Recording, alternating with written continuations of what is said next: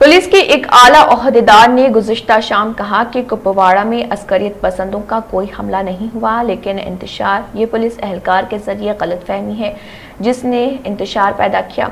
इससे कबल कुछ मीडिया रिपोर्ट्स में ये दावा किया गया था कि बीजेपी कारकुन जो जिले सदर मोहम्मद शफी का बेटा भी है, उसको उस वक्त गोली मार दी गई जब वो कुपवाड़ा में ईद से कबल मुकामी लोगों में खाने की अशिया तकसीम कर रहे थे। उन्होंने बताया कि कार में PSO में से किसी एक ने अशफाक के साथ बैठे हुए गलतफहमी की, दूसरे PSO ने खौफ के मारे फायर किया और एक गोली अशफाक के बाजू में लगी।